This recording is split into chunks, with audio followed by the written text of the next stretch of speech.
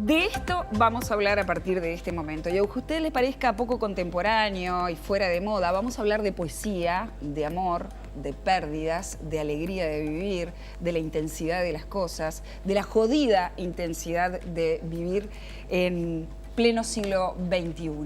Estoy recibiendo esta mañana con muchísimo placer a Esteban Beltrán Verdes.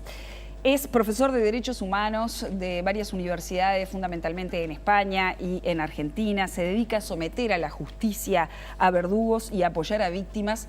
Y es el secretario de Amnistía Internacional de España. Y es un placer recibirte esta mañana, Esteban, aquí en la televisión pública de Uruguay. Un placer. Tu relación con Uruguay parece bastante visceral, según se lee en estos 40 poemas. Bueno, sí, son exactamente 40 poemas y 5 cuadernos desvergonzados. Sí, sí, bastante. Y sí, Montevideo sobre todo hay una relación muy estrecha desde hace aproximadamente unos 10 años, en que, bueno, pues por circunstancias de la vida vine aquí, hubo una relación y a partir de ahí me quedé volviendo a Montevideo casi cada año.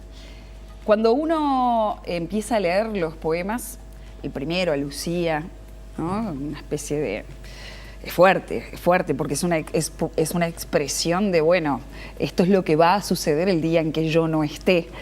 Y de una manera muy descarnada. Ya se muestra todo el perfil de lo que va a ser el libro, porque es descarnada, Descarnada me refiero al sentido de despojada, ¿no? del ser humano en primera persona, mostrando sus sentimientos más profundos, con una dureza a veces en el concepto de lo que es la vida y la muerte, que realmente impacta. Pero cuando uno se pone a pensar quién lo escribe, dice, bueno, está hablando un hombre en primera persona acerca de su vida, de sus sentimientos, de lo que le sucede, pero está hablando un hombre que se dedica a trabajar con el dolor de la humanidad, a tratar de resolver las injusticias.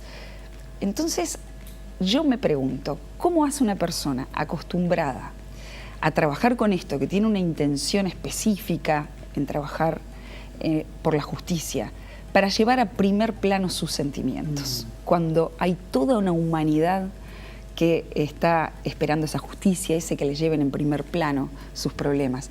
¿Qué pasó ahí? ¿Cómo resolviste eso, Esteban? Bueno, yo escribí el primer libro hace 30 años. Sí. El segundo 30 años después. Sí. Entonces fue que una serie de circunstancias de la vida me sobrepasaron, me sobrevinieron interiormente. Efectivamente, yo tengo una parte de una vida que es trabajar sobre derechos humanos, lo hago desde hace 30, 35 años, pero también uno tiene sus líos interiores y sus fantasmas interiores. Entonces, para mí me encontré que 30 años después necesitaba hacerme la ilusión de que manejaba la situación interna. Que manejabas el caos. Que manejaba el caos, pero hacerme la ilusión, porque la verdad que el caos continuó. Claro. Y claro, efectivamente tiene que ver con pues, el abandono de una relación, cuando uno siempre piensa que las relaciones son extraordinarias, son ordinarias, pero también son extraordinarias. Tuvo que ver con cómo manejaba la situación de una persona muy querida, que pasamos 6 meses juntos antes de que muriera. Y tiene que ver también con un amigo de la infancia que murió, ¿no? Entonces todo esto se junta a la vez y la poesía regresó como una forma de controlar los instantes, ¿no? Es como Philip Roth, ¿no? El escritor norteamericano que dice, yo cada día que me meto en mí mismo es como en una mina, de ahí extraigo minerales y materiales y de eso me alimento la autenticidad. Para mí, algo que me salvó en el sentido de que me hizo menos infeliz o más feliz es la autenticidad, y eso es lo que hablabas del libro, ¿no? Es descarnado porque es auténtico, porque he intentado quitar todo aquello que sobra, ¿no? Sí, sobre todo adjetivos. Exacto, y metáforas. Y metáforas. Es directo, va al hueso. Es directo y largo, porque los versos son muy largos. O sea, me di cuenta ahora, pensándolo bien, que los versos empezaron largos y se hicieron cada vez más cortos. A medida que necesitaba menos escribir, los versos se hacían cada vez más cortos, los cuadernos eran más largos, los cuadernos eran más cortos. Así que ahora me he dado cuenta de que en realidad el proceso mismo se refleja en el libro, ¿no? La poesía es como el perfume, a la gente le gusta, no le gusta, le gustará un poeta, otro, en fin. Pero acá hay una poesía y hay una novela. Sí. Es decir, porque una poesía está vinculada con la otra y van contando una historia y tiene un formato diario. Es decir, hay como un formato una búsqueda muy personal, muy identitaria también, ¿no? En la elección de cómo escribir esto. Claro, yo iba necesitando cosas, es como si uno iba conociéndome, entonces al principio necesité congelar los instantes. Sí. Un instante, pasaba el instante. En el fondo somos un poco mentirosos. Pessoa decía que los poetas son mentirosos, somos un poco mentirosos porque hacemos un instante y el siguiente instante puede ser completamente diferente, pero igualmente auténtico. Claro. Entonces ahí necesité un poquito más la prosa, ahí necesité otras cosas, el diario, ¿no? Sí. Y efectivamente es una novela porque se desarrolla con 3 personajes que son Polonia, M y V, y esos 3 personajes están en todo el libro y se van entremezclando las situaciones que viví yo con ella, con estas personas. Incluso hay una cuota de honestidad interesante cuando en algunos poemas decís, bueno, ahí este segundo párrafo me costó tanto tiempo escribirlo, ¿no? Hay un intervalo. Entonces, el lector también se acerca de una manera muy franca, o tú te acercas de una manera muy franca al lector cuando le estás diciendo, no, esto no salió como un chorrete de ideas fantásticas que se escribieron de manera lineal, hubo un tiempo de espera para cada cosa, de procesamiento. ¿Cuánto de catártico tiene este libro, Esteban? Nada, porque en realidad el libro no fue una catarsis, no me aliviaba escribir el libro. Ajá. En realidad lo que me alivió fue terminar el libro. Fue irremediable escribirlo, eso es lo que puedo decir. Y efectivamente la ventaja que tuve es que cuando uno escribe un libro cada tanto tiempo, sí, nadie espera que escribas un libro. Entonces escribí algo que nunca pensé que era un libro. Sin presión. Sin presión de mí mismo y de presión de nadie. Y entonces escribí el libro sin pensar que era un libro. Escribí sin pensar en los lectores, sin pensar en nada. Yo creo que al final el libro es tan íntimo que espero que sea un poco universal, y eso significa que la gente, a diferencia de Umberto Eco, que dice cuando lees encuentras las vidas de otros. Claro. Aquí yo creo que van a encontrar una parte de sí mismos, pero nunca fue pensado para lectores, fue pensado para aliviarme yo. Claro, son palabras privadas volcadas a un mundo público, ¿no? Que puede tener sentimientos universales porque atraviesa la muerte, la vida, la desolación, el desamparo, el abandono, la locura. La locura.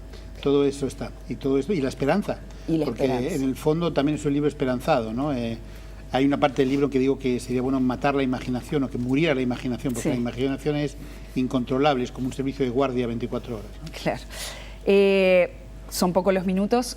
Queda hecha la invitación para esta noche en la Fundación Benedetti para que puedan presenciar la presentación de este libro, La jodida intensidad de vivir. Pero yo no haría las cosas como pretendo hacerlas, sino empiezo a hablar de otros asuntos que también nos ocupan universalmente como ciudadanos del mundo.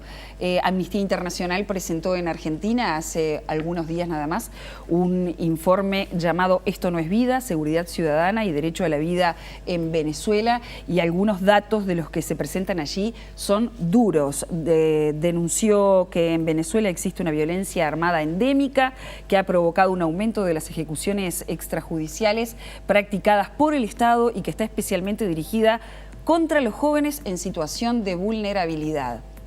Eso es. Es una investigación que lleva mucho tiempo, es una muestra como hombres jóvenes entre 14, 15 y 29 años son considerados delincuentes por parte del Estado, y al considerarlos como delincuentes con tácticas militares intentan acabar con ellos. Entonces ahí Amnistía ha documentado, como bien dices, 8.200 ejecuciones entre el año 2015 y junio de 2017. Venezuela además es un país que tiene 89 homicidios por cada 100.000 habitantes. Cuando tienes más de 10 homicidios se considera ya algo, digamos, traumático y algo crónico. O sea, imaginemos lo que significa eso. Estamos hablando del año 2016, 22.000 homicidios en el país, a la altura de Siria, a la altura de El Salvador. Y eso, una violencia armada en que el Estado fracasa por un lado, porque ha tenido 17 planes de seguridad en los últimos 15 años y no ha dado más seguridad a la población. Y además el Estado viola derechos humanos a través de las ejecuciones extrajudiciales, lo que provoca un enorme sufrimiento en la población, pero también la salida de muchas personas del país. El informe de Amnistía Internacional determina o indica que 2.300.000 venezolanos están fuera del país, para hablar con datos concretos, que 90% se distribuyen en la región, fundamentalmente en las Américas, que en 2016 entre 65.000 y 87.000 son las personas víctimas de violaciones a sus derechos humanos, que el 90% de los homicidios están bajo un régimen de impunidad y que 92% de las personas que han sufrido violación a los derechos humanos no han tenido un juicio en relación a la materia, detenciones arbitrarias, ejecuciones extrajudiciales, desapariciones forzadas. El clima parece tremendo. Básicamente lo que está proponiendo Donald Trump es instar a los militares a que se subleven y saquen a Maduro del gobierno. ¿Usted cree que esta es una solución? No, nosotros no estamos por esa solución, no creemos que sea una solución.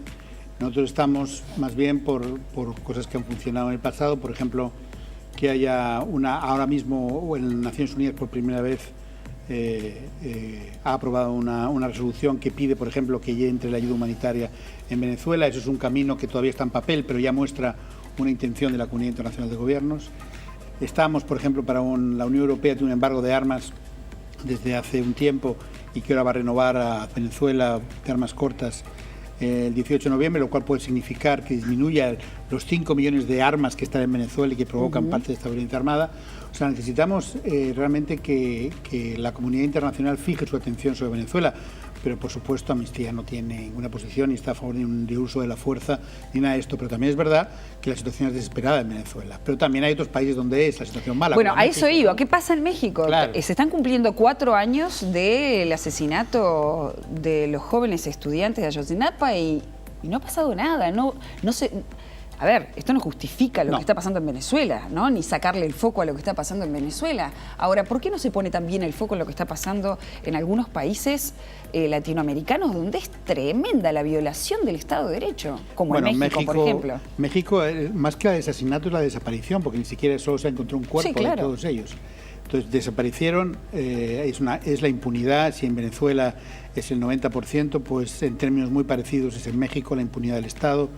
Es un Estado en el que desde el año 2007 ha habido 30.000 desaparecidos en democracia. Claro. Imagínate de lo que estamos hablando. Acaban de encontrar una fosa común con 247 cuerpos. Es un país con graves violaciones de derechos humanos. Y a diferencia de Venezuela, que está correctamente en el lado de los países que violan los derechos humanos, México no.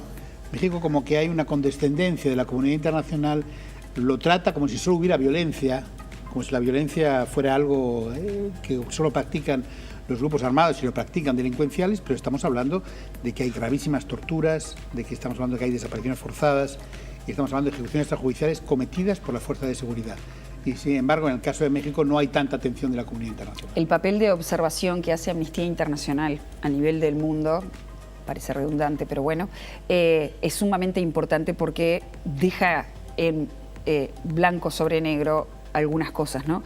Ahora, ¿Amnistía Internacional existe porque Naciones Unidas no cumple con lo que tiene que cumplir?